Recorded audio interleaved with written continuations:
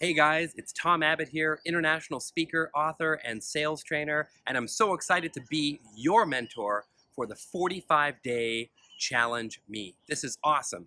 And right now I want to share with you 7 easy tips to staying motivated and avoiding distraction.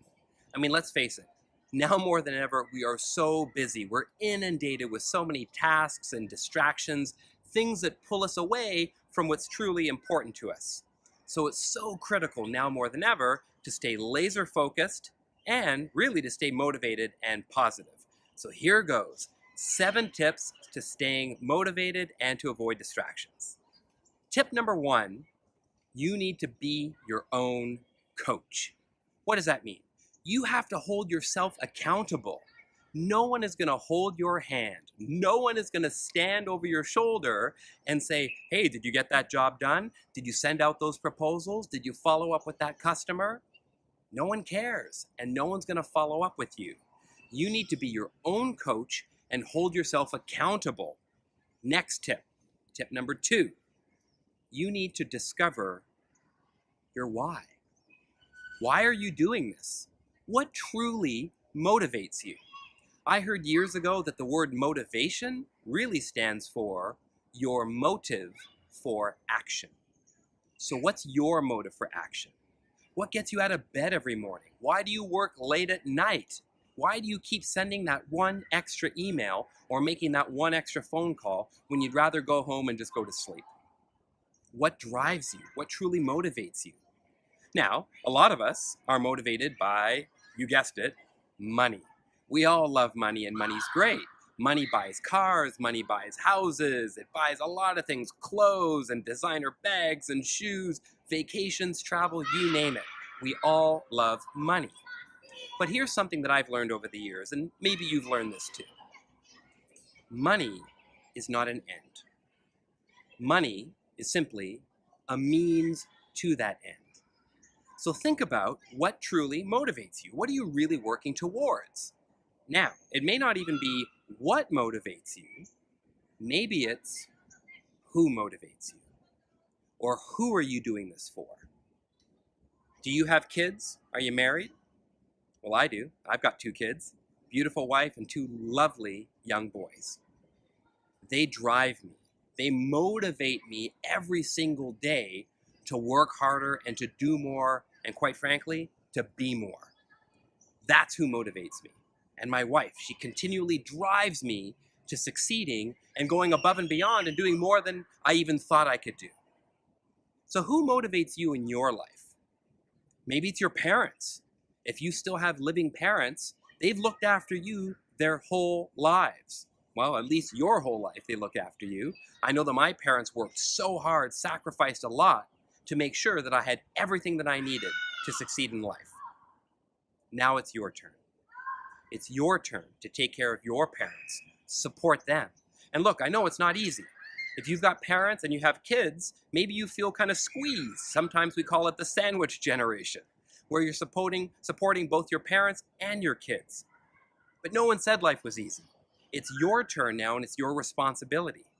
So whenever you feel like things are getting hard and it's too tough and you don't want to keep going and you just want to give up, I invite you, in fact, I challenge you to think about your kids, your husband or wife, and your parents.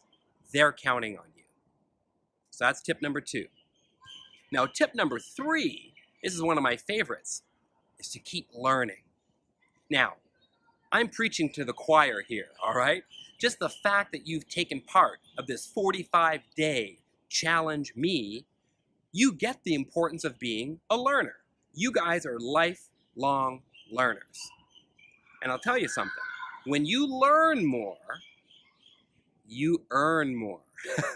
Something I heard years ago is that learners are earners. You got that? Write that down, my friends. Learners are earners. And it's so true. The more you learn, the more you earn, because you become more valuable to your customers. You become more valuable to your network. You become more valuable to every single person in your business and your personal life. So I invite you, I challenge you to think about, What is one thing that you need to learn? If you could learn one new skill that can maybe take your career or your life to a whole other level, what would that skill be? Now, most of you might want to get better at sales or marketing or finance or negotiation or communication or delegation or time management. What is it for you? What would take your business or your personal life to that next level? Give it a thought, write it down, and come up with an immediate action plan, something that you can start doing right away that's going to propel you to that next level. Now, tip number 4, and this, I love this one because this really gets my juices flowing, and I know you're going to get pumped up too. The number one way that you can stay motivated is to remember that motion creates emotion. Let me repeat that. Motion creates emotion. So what do I mean by that? Well, you've probably heard, and I bet you agree, that your physiology can impact your psychology. I'll repeat that again. Your physiology, your body, can impact your psychology, your mind and your emotions. So, if you've ever gone to a meeting with a potential customer and you've kind of felt, I don't know, a bit sluggish or a lack of confidence, and you walked in and your shoulders were drooping and your head was down and you were slouching a little bit, your eyes were looking down at the ground, that's your motion. That's your body. What you want to do instead is to stand up straight, chest out, shoulders back, chin up high, and confident, physically feeling good. Change the motion, change your physiology, and that's just gonna make you feel better, man. I mean, even standing here like right now in this Superman pose, I'm feeling pretty powerful right now, really, really confident. That's the kind of state that you want to put yourself into in a big situation, whether it's a big sales deal or you're doing a presentation at work, whatever it is. You want to put yourself in the perfect state to perform because motion creates emotion. So here's another tip that I love to share with sales professionals and business owners, and I think you're going to really like this one. Before you go to your next meeting, I want you to think about what kind of music or theme song would you want to listen to? I mean, have you ever watched sports on TV and the contestants come out and there's this loud, high energy music playing? You know, it's their theme song, it's their walk-on music. Well, I challenge you to think about, well, what's your walk-on music? If you were to walk into a boxing ring or a gladiator pit or a sales meeting, what would be your theme song? What music would be playing in the background? I love Spotify. I love it. And I've got a Spotify playlist ready and queued up on my phone. And it's the motivation mix. So before I go to an important meeting, I'm always listening to this motivation mix to, you guessed it, get me motivated, pumped up, and in the right state of mind. Because remember, motion creates emotion. So that was tip number 4. Now, tip number 5, and this is a big one, is to challenge yourself with a daily goal. Now, if you want to avoid distraction, you need to be focused. So how can you become more focused? It's by focusing on a daily goal. Now, I remember one time I was delivering a keynote speech during a sales kickoff. It was a regional sales team meeting.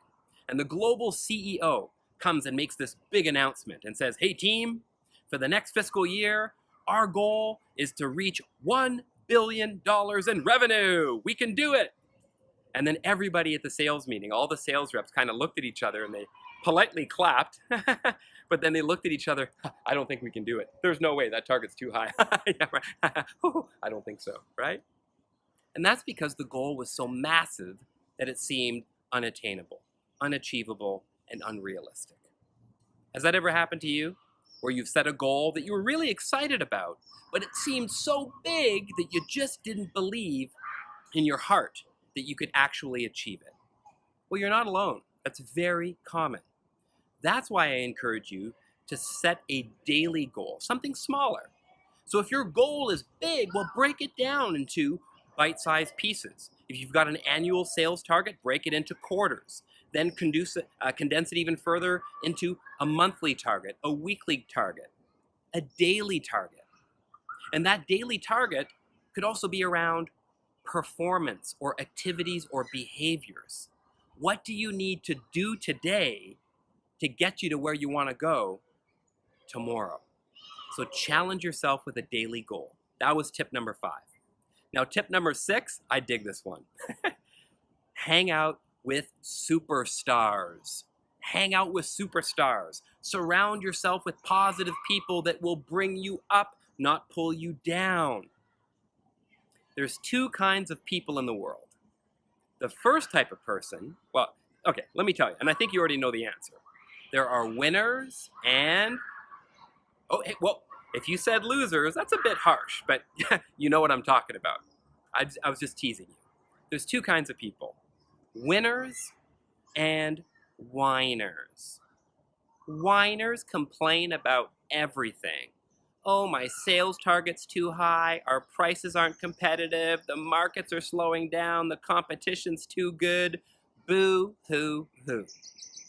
Whiners. They complain about everything. I'll tell you something. Whiners could even win the lottery and complain about having to pay higher taxes. That's how much they whine.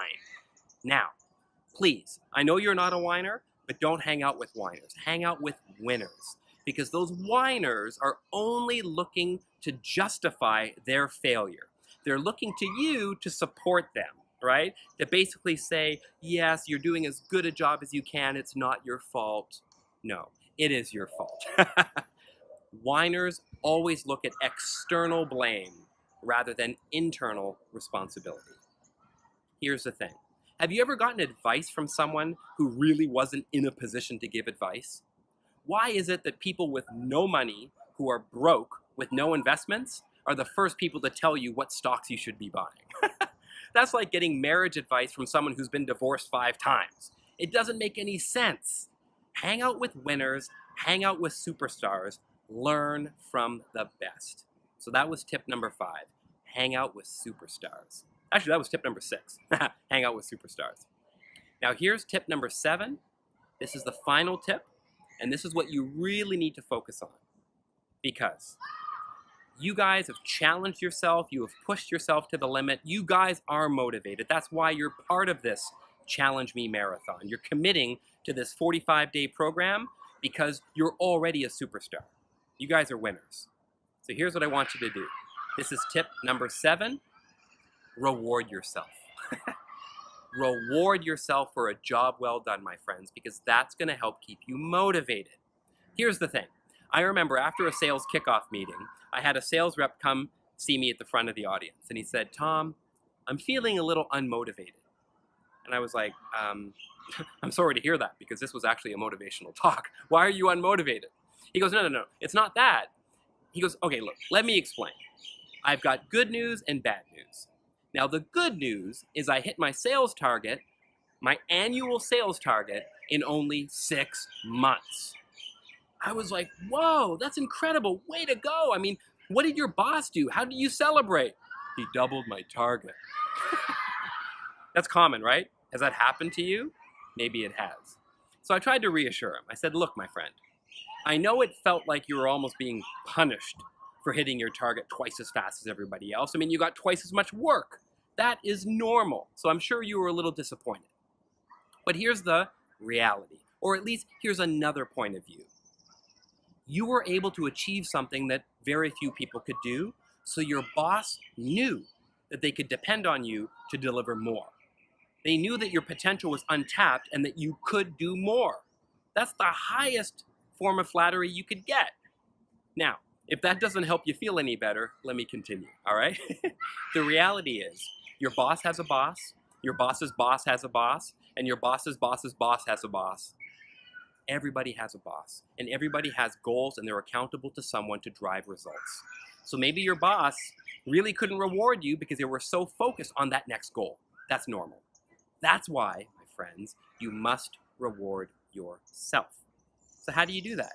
After a job well done, whether you closed a big deal or even if it was a small deal, but it was so hard to close. Maybe you faced so many obstacles, hurdles, challenges, objections, and you were still able to close that deal. Reward yourself. Take yourself out for a drink or dinner or a movie or a date with your partner. Do something fun. Go on a short vacation or a staycation. Buy a can of tennis balls. Go to a movie. Do whatever you want. See a movie on Netflix. It doesn't matter. But do something special in acknowledgement of that achievement. And remember, achievements don't always have to be outcomes, which are the results. It can also be the output, which is your behaviors, your actions, and your activities. So please, my friends, after this 45-day Challenge Me Marathon, be sure to reward yourself. So let's just do a quick recap of those 7 ways to stay motivated. Number 1, you need to be your own coach.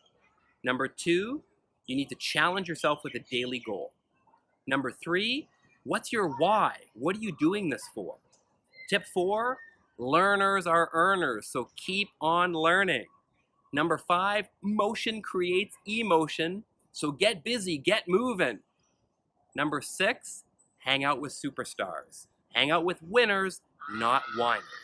And finally, tip number 7, reward yourself because you deserve it. And I'm confident that by applying these 7 tips, you're on your way to achieving all your goals, not just in 45 days, but for the rest of your life. Take care, my friends.